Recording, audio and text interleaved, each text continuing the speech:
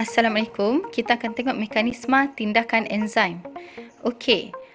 Gambar yang awak tengah tengok sekarang ni, Rajah 5.3 adalah hipotesis mangga dan kunci. So, kita tengok yang warna merah tu adalah enzim, yang warna kuning tu adalah substrat. Okey. Nombor 1. Substrat yang spesifik menghampiri enzim. Kemudian, substrat akan bergabung dengan tapak aktif membentuk kompleks enzim substrat. Okey, kompleks enzim substrat terbentuk, yang warna kuning substrat tadi dengan yang warna merah enzim. Alright, pada tapak aktif lah dia bergabung. Kemudian nombor 3, tindak balas berlaku dan produk terhasil. Produk kemudiannya meninggalkan tapak aktif setelah tindak balas selesai. Okey, itu hipotesis mangga dan kunci. Kita perlukan substrat sebagai kunci dan enzim sebagai mangga. Okey, settle. Next. Tenaga pengaktifan. Tenaga pengaktifan adalah tenaga yang diperlukan untuk memecahkan ikatan dalam substrat. Okey, itu maksud tenaga pengaktifan. Berapa banyak tenaga yang diperlukan untuk kita pecahkan ikatan dalam substrat.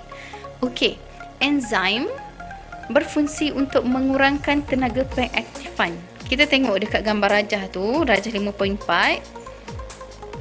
Okey, apabila tenaga pengaktifan tanpa enzim tinggi 2 kali ganda yang warna biru tu.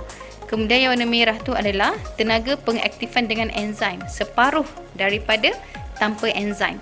Maksudnya enzim akan membantu untuk mengurangkan tenaga pengaktifan. Jadi tindak balas tu akan berlaku dengan lebih cepat.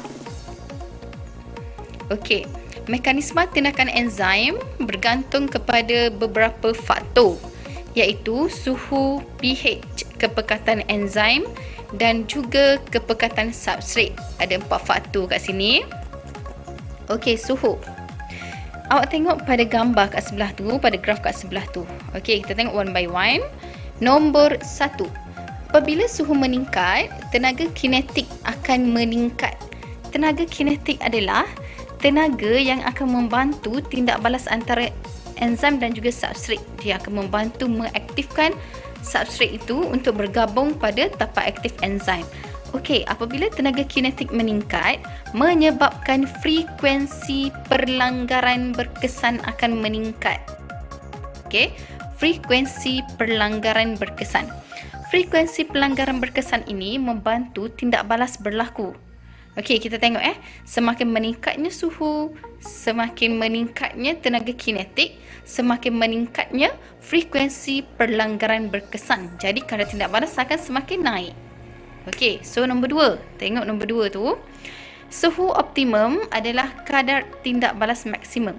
Suhu optimum untuk badan kita adalah 37 darjah Celsius. Okey, itu suhu optimum. Jadi, pada suhu optimum, kadar tindak balas enzim adalah pada tahap yang paling bagus, maksimum. Okey. So, tengok yang seterusnya, nombor 3. Apabila suhu semakin tinggi, suhu maksimum semakin tinggi, kita tengok tu pada graf sehingga 60 darjah Celsius kan.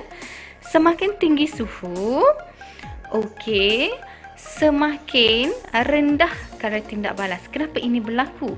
Disebabkan oleh tapak aktif enzim telah rosak. Okey, semakin tinggi suhu menyebabkan struktur pada enzim tu, iaitu pada tapak aktif enzim tu akan rosak. Apabila struktur pada tapak aktif enzim tu rosak, menyebabkan enzim itu akan terenyah asli. Okey, menyebabkan enzim itu akan terenyah asli. Sebab itulah untuk optimum yang tindakan enzim ini, dia perlukan suhu yang optimum, iaitu 30 darjah Celsius. Kalau suhu yang terlalu rendah, dia tak akan aktif. Kalau suhu terlalu tinggi, dia akan rosak disebabkan berlakunya proses terenyah asli pada enzim tersebut. Okey, yang seterusnya kita tengok faktor yang kedua, iaitu pH. Okey, awak tengok graf kat situ, ada 3 graf untuk pH. Kita tengok. Okey, sekarang ni awak fokus pada yang warna merah tu. Alright. Yang warna merah tu adalah pH optimum bagi Amylase Leo dan kebanyakan enzim dalam sel haiwan.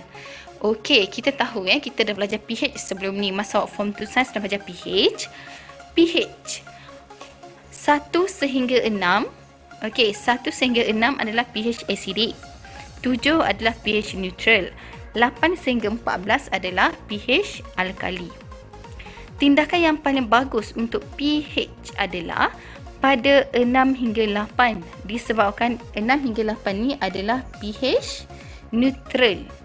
Okey, sebagai contoh, enzim yang sangat bagus untuk bertindak pada pH 6 hingga 8 ni adalah enzim salivary amylase Leo yang berada dekat mulut kita. Okey. Right, selain itu, kita tengok pula pada warna biru tu. Kalau warna biru, pH optimum untuk pepsin. Kita tahu, pepsin ni dia berada dekat perut kita, betul? So, perut kita keadaan dia adalah berasid. Jadi, pH optimum yang diperlukan untuk tindakan pepsin adalah pH yang berasid. Yang paling bagus adalah 1 sehingga 3. Optimumnya pada pH 2. Okey. Seterusnya kita tengok yang warna hijau. Yang warna hijau adalah tripsin. Kita tahu tripsin enzim yang ada dekat duodenum.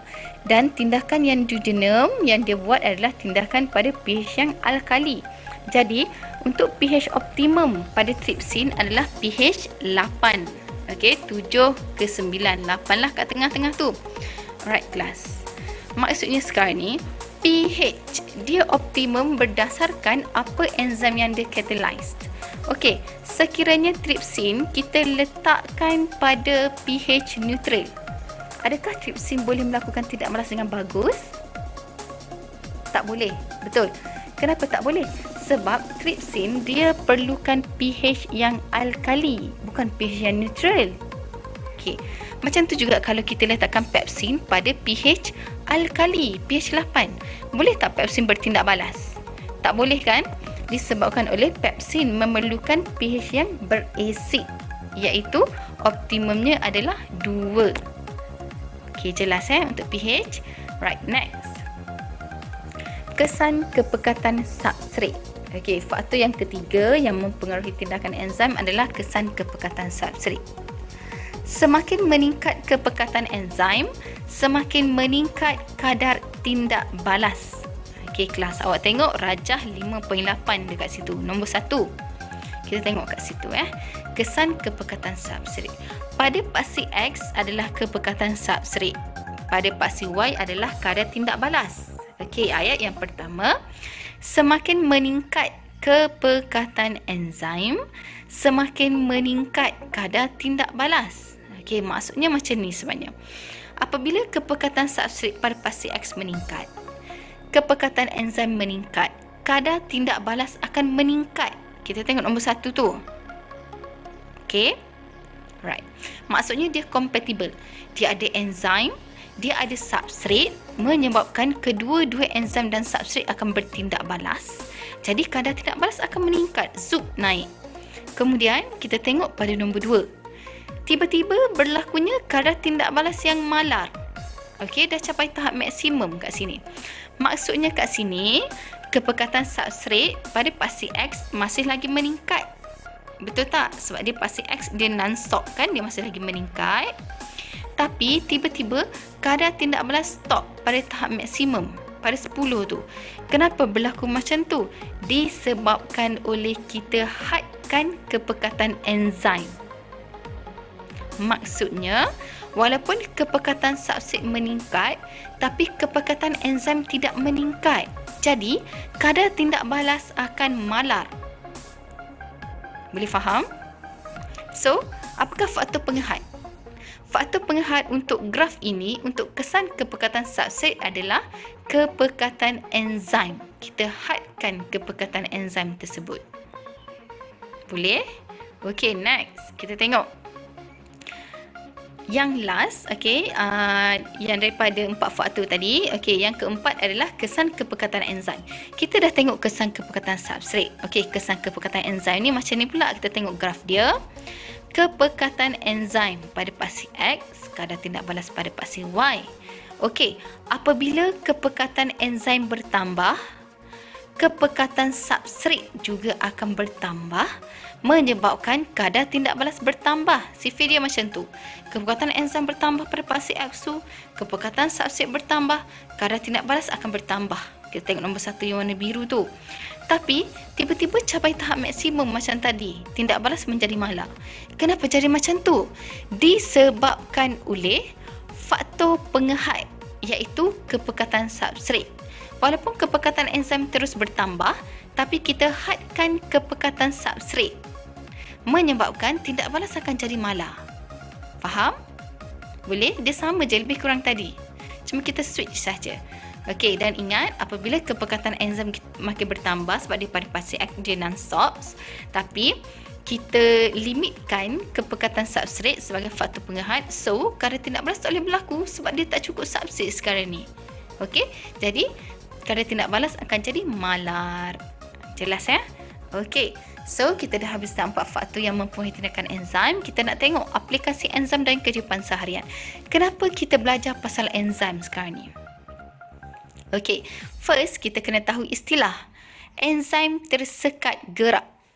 Maksud enzim tersekat gerak adalah enzim yang bergabung dengan bahan lengai dan tak larut untuk meningkatkan rintangan enzim terhadap perubahan faktor seperti pH dan juga suhu.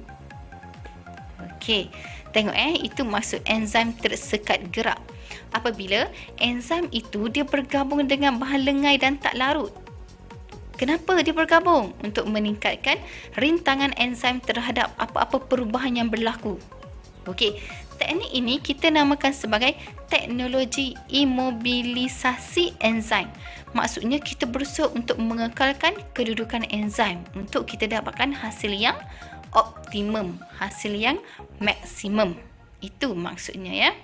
Okey, ingat enzim tersekat gerak, kita nak bagi enzim ni bertindak pada tahap yang optimum walau apa-apa perintangan yang dihadap. Walaupun kita kacau 4 faktor tadi.